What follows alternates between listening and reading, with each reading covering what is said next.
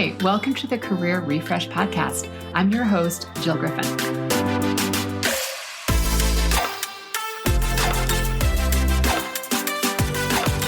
I'm a former media and marketing executive turned career strategist and executive coach. I spent my career working my way up and through the ranks of global organizations and startups, and today I show others how to do the same.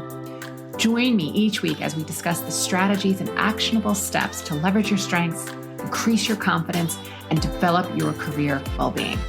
Ready? Let's do it.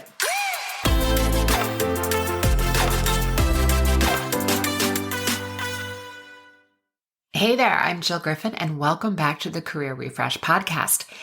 I want to talk about culture, friends, and I'm hearing about so many crazy things that are going on out there right now around culture and creating corporate culture that I do really want to unpack. Not only how do you spot it, but how do you create it? And that's what this first episode is.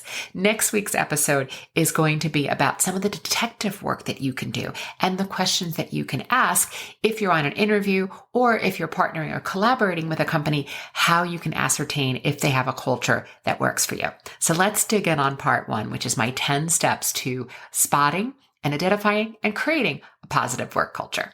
In the workplace, culture is driven by a set of values and personality that's centered around clear goals that define success. And while sometimes it's difficult to get a holistic view of culture when you're not working in an environment, it's still possible to get a feel for the culture. Culture also provides for sort of an informal quality control. It helps the organization have a strong identification. When I worked for Martha Stewart at her organization, our values were printed on the wall so that we're always able to reprioritize. I've also worked for startups that were really clear in their values. And once everyone had them, we were also able to prioritize and pivot quickly. But so many organizations have this outdated, very corporate, very HR-driven, antiquated looking at culture.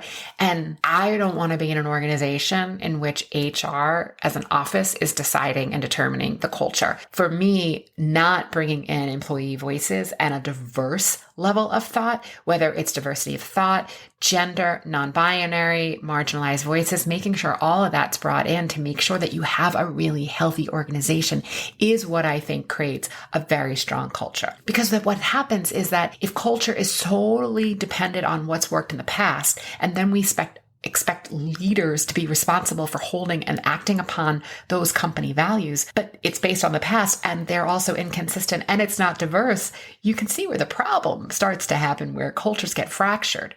And then when you add in mergers and acquisitions, I mean, those are fraught with cultural issues. Even organizational cultures that may have worked well in the past, when they suddenly develop a dysfunctional culture after a merger, people wonder why. And it's because we don't honor the culture and we don't find ways to assimilate both entities. When you don't do this, you're going to end up with disengaged and confused employees, pockets of resentment, and a group of people who achieved at a high enough level that they were acquired, but then they're clearly given the message that once they're within the larger organization, that they need to get in line and they need to be different than what they were. And I'm not saying that we're not creating harmony, but we need to make sure we're bringing those voices forward and that we're having a merger of the cultures. I mean, again, you've acquired that company for its reason. Let's not squish the illumination in its soul. I personally have been through so many mergers and acquisitions. And when you work for large holding companies, like M&A is just called Thursday. So many rounds of acquiring companies, merging them in, keeping them as separate. I mean, maybe it's the Martha Stewart working years in me, but I think about it as like, how do you fold it in versus like completely kill it? I think I still have some PTSD from one acquisition that involved a lot of fedoras and yurts. And it was a whole new level of dysfunction. And as Scott Galloway always says, if you tell a 30-year-old man that he's Jesus Christ, he's inclined to believe you. So there's a whole new level of dysfunction, and good luck to everyone who's just been acquired. Research has shown that 2 out of 3 mergers fail because of cultural problems. And blending and redefining those cultures and reconciling the differences between them is what is going to build a common platform for the future future. In recent years, this really fast pace of mergers and acquisition has started to change how businesses now come together. The focus on mergers has shifted away from blending cultures and has moved towards getting clear that everyone is here to meet specific business objectives. And experts believe that if you focus on the right business plan and agenda, that you're going to come out in a very strong place after the merger and that the culture will develop naturally. So while I agree with that, I also think when a company is being acquired and if they have some quirky things about their culture, is there room for that to be translated and carried over so that we're finding a way that the two groups are working together in a really efficient and productive manner? So I want to talk about the 10 things that I see in order for you to ascertain, is there a positive company culture? So the first is diversity. I already mentioned this, but if an organization generally fits that everyone there is within the same demographic, that would be a big old red flag. Great companies and institutions embrace diversity in their hiring, in thought, in their approaches. This should be reflected across teams, employees, the partners they interact with, and the people that you would be interacting with daily. If you were not interviewed by a diverse set of people, that would be a red flag to me. And the same goes with partnering with an organization. If you're partnering and collaborating and the people that you're working with are not a diverse set, that would be a red flag. The next I would look at is long-term employees. Is employee turnover high? When you start to look at a company and you go to LinkedIn or you start searching, and you can do this easy detective work, and you start seeing that most people are staying like at the 10-month mark or the 1-year mark, I would look at that and wonder what's going on. Basically, when people are happy and engaged and they're offered continued opportunities for growth, they're more likely to stay put. Next is a clear mission and clear values. Great company culture does not just manifest itself out of thin air. It must be articulated. We must communicate the values and the mission throughout the organization. And then it has to be lived out by leadership and employees at every level. A positive company culture has values that every employee knows by heart. These values and the mission are accessible, and they tend to be branded throughout the company materials, both internal and external communications. Values and strength-based cultures are so helpful for helping people know where they can contribute their own personal strengths and talents and gifts to the common goal. And as leaders, it is so important that we're working with individuals and helping them focus on what is right, what is their strength, where is their talent, and we're not just dunking on them and telling them to improve their weaknesses. Other ways you want to think about values and strengths is, what are the outcomes? You want to be in a culture that is emphasizing achievements and results. And when it comes to people, a culture that is insisting on fairness, tolerance, and respect for individuals. A culture that is collaborating, where we're emphasizing and rewarding cross-collaboration across teams. And excellence. You know, there's an expression in the recovery community that says that we're not perfect, but we're excellent. And there's the difference. We strive for excellence. We're valuing the attention to detail. We're valuing precision and solving problems analytically. And we're striving for that excellence. And again, occasionally we may miss, and that's okay. We want to think about culture as far as, is there stability?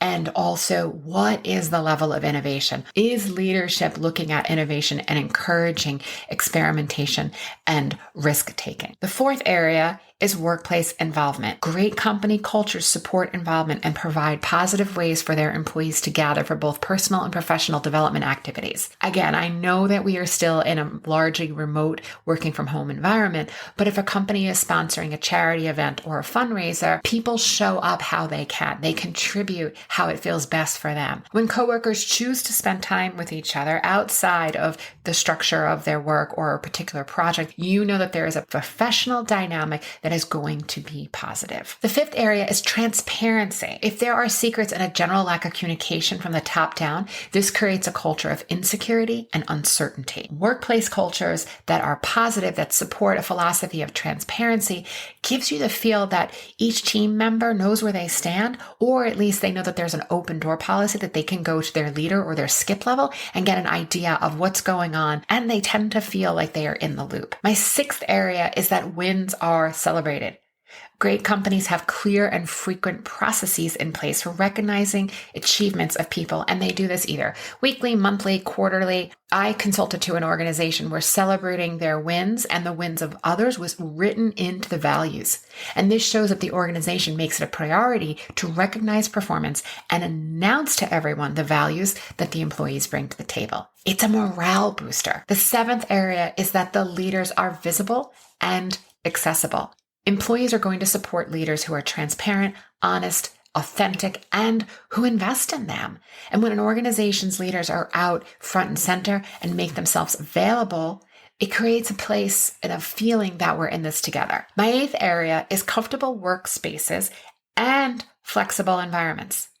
The type of environment, the physical place, the place that employees work and can go where they're going to be there for large stretches of time is going to determine how people feel about their jobs. I used to work in a place that did tremendous work, but it felt like a dirty dungeon that we were constantly working in. And when clients would come or when vendors would come visit, you could see on their faces, they'd be like, has this place been washed? Like the carpet was, I don't know, probably 20 years old and had, coffee stains, and it was just really gross.